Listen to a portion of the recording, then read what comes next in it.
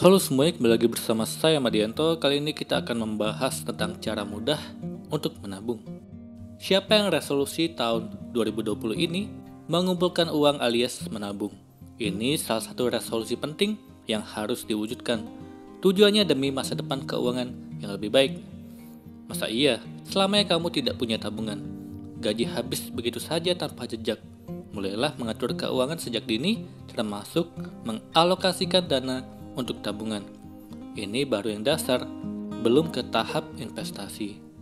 Memiliki tabungan sangat krusial, apalagi kalau kamu kena musibah, seperti terkena PHK, mendadak sakit, membayar utang, dan kebutuhan lainnya. Tabungan dapat menjadi penyelamat saat kamu tidak punya dana darurat. Sementara isi kantong sudah habis, daripada gali lubang tutup lubang, lebih baik menggunakan dana tabungan. Menabung sebenarnya bisa di mana saja.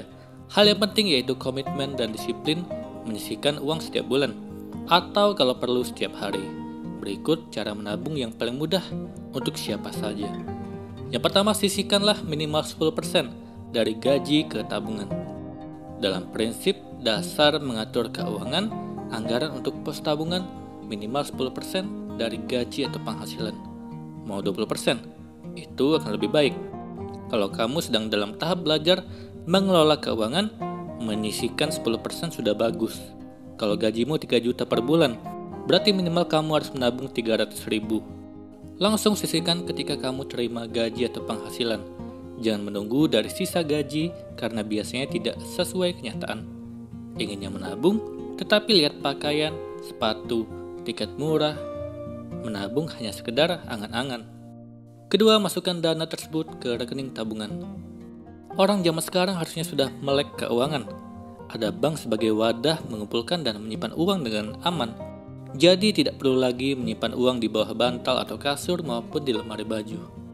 Kamu bisa buka rekening tabungan di bank, pilih yang sesuai dengan kebutuhan dan kemampuan keuangan. Misalnya yang setoran awalnya 50 ribu, bebas biaya administrasi, atau yang menawarkan keuntungan lain. Kalau kamu punya rekening tabungan di bank, bukan hanya uang yang akan aman, tetapi juga akan memudahkanmu kalau sewaktu-waktu ingin mengajukan pinjaman atau kredit di bank. Dengan memiliki rekening tabungan, kamu tidak perlu repot kalau mendapatkan bantuan dari pemerintah di masa pandemi ini, sebab bantuan sekarang sifatnya non-tunai, langsung ditransfer ke rekening penerima. Ketiga, simpan uang receh di celengan. Selain menabung di bank, cara mengumpulkan uang berikutnya adalah menabung di celengan, tetapi bukan uang yang nominalnya besar, cukup uang receh saja.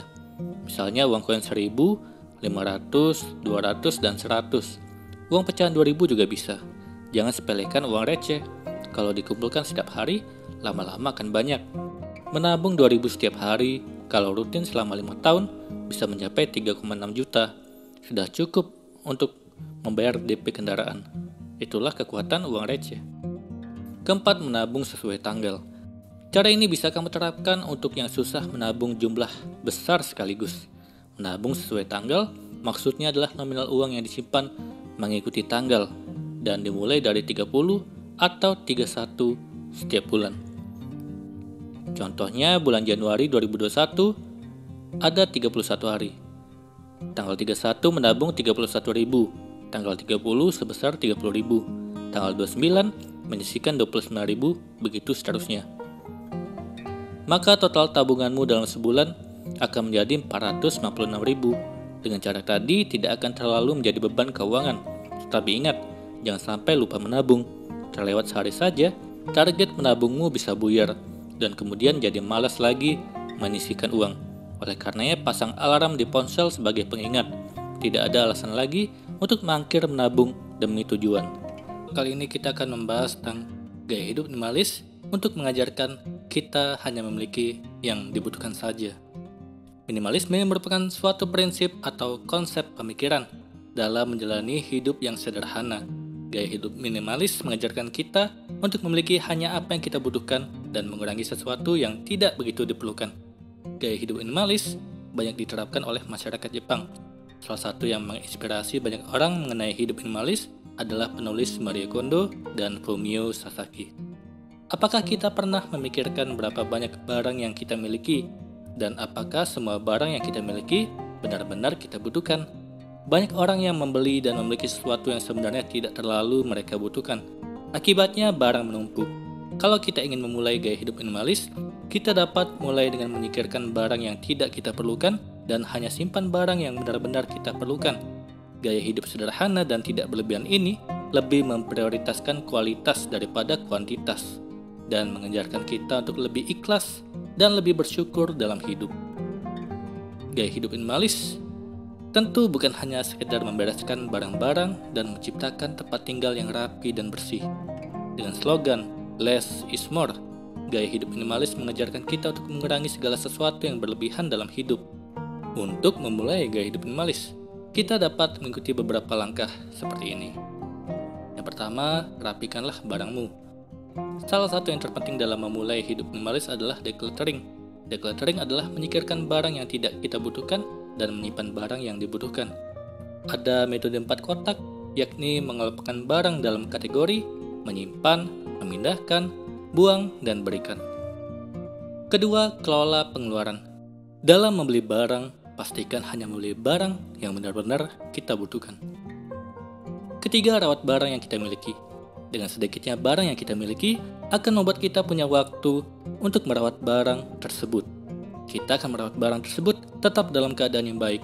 Dengan barang yang sedikit dan berkualitas, kita akan menggunakan barang tersebut lebih lama, terpakai sampai habis dan tentu akan meminimalisir sampah. Keempat, manajemen waktu. Gaya hidup minimalis bukan hanya bagaimana kita mengelola barang, tapi bagaimana kita mengelola waktu yang kita miliki agar dapat memanfaatkannya secara efisien dan efektif. Selain itu pula, dengan mengelola waktu dengan baik, dapat membuat kita memberikan perhatian dan prioritas pada hal-hal yang memiliki tingkat urgensi yang tinggi. Kelima, fokus hanya pada yang penting dan bermanfaat. Minimalis mengajarkan kita untuk menghargai dan mensyukuri dengan apa yang kita punya. Kita dapat berfokus pada hal-hal yang dapat kita kendalikan. Ruangannya rapi. Pengelolaan waktu yang baik akan menjadikan kita fokus terhadap apa yang penting dan bermanfaat bagi diri kita. Hal tersebut juga bermanfaat agar kita terhindar dari stres. Itulah tadi gaya hidup minimalis yang mengajarkan kita memiliki hanya yang kita butuhkan. Semoga ini bermanfaat. Sekian dan terima kasih.